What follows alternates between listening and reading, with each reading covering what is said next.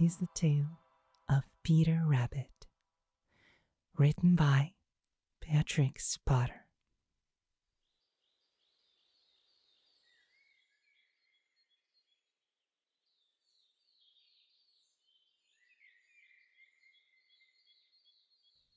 Once upon a time, there were 4 little rabbits, and their names were Flopsy, Mopsy, Cottontail, and Peter. They lived with their mother in a sandbank, underneath the root of a very big fir tree. "Now, my dears," said old Mrs. Rabbit one morning, "you may go into the fields or down the lane, but don't go into Mr. McGregor's garden. Your father had an accident there. He was put in a pie by Mrs. McGregor. Now, run along and don't get into mischief. I am going out." Then old Mrs. Rabbit took a basket and her umbrella and went through the wood to the baker's. She bought a loaf of brown bread and 5 currant buns. Flopsy, Mopsy, and Cottontail, who were good little bunnies, went down the lane to gather blackberries. But Peter, who was very naughty, ran straight away to Mr. McGregor's garden and squeezed under the gate. First, he ate some lettuces and some French beans, and then he ate some radishes. And then, feeling rather sick, he went to look for some parsley. But round the end of a cucumber frame, whom should he meet but Mr. McGregor? Mr. McGregor was on his hands and knees planting out young cabbages, but he jumped up and ran after Peter, waving a rake and calling out, "Stop, thief!" Peter was most dreadfully frightened. He rushed all over the garden, for he had forgotten the way back to the gate. He lost one of his shoes among the cabbages and the other shoe amongst the potatoes. After losing them, he ran on 4 legs and went faster, so that I think he might have got away altogether if he had not unfortunately run into a gooseberry net and got caught by the large buttons on his jacket. It was a blue jacket with brass buttons, quite new. Peter gave himself up for lost and shed big tears, but his sobs were overheard by some friendly sparrows who flew to him in great excitement and implored him to exert himself. Mr. McGregor came up with a sieve, which he intended to pop upon the top of Peter. But Peter wriggled out just in time, leaving his jacket behind him, and rushed into the tool shed and jumped into a can. It would have been a beautiful thing to hide in if it had not had so much water in it.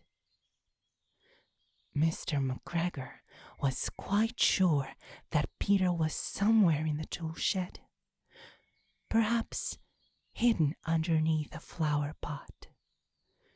He began to turn them over carefully, looking under each. Presently, Peter sneezed. "Kerchoo!"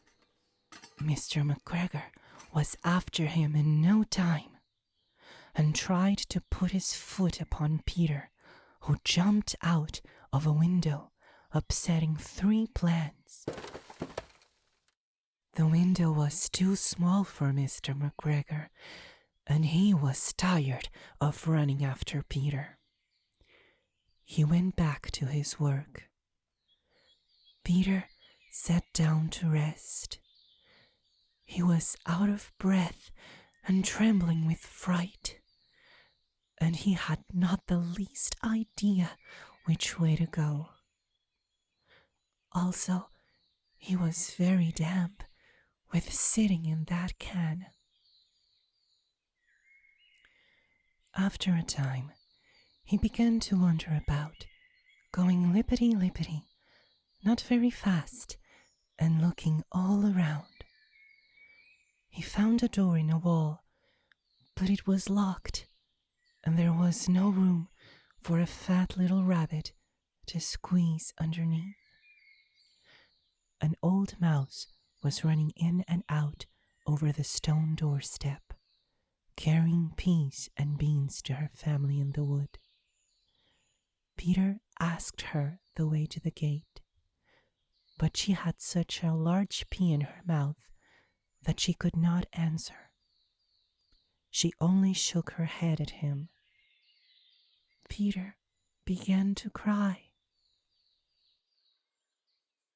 Then he tried to find his way straight across the garden, but he became more and more puzzled. Presently, he came to a pond where Mr. McGregor filled his water cans. A white cat was staring at some goldfish.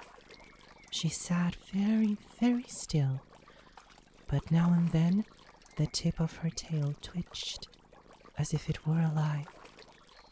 Peter thought it best to go away without speaking to her. He had heard about cats from his cousin, little Benjamin Bunny. He went back towards the tool shed, but suddenly, quite close to him, he heard the noise of a hoe. Peter scuttered underneath the bushes.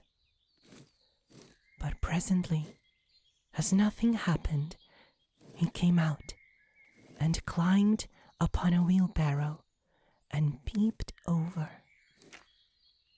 The first thing he saw was Mr. McGregor hoeing onions.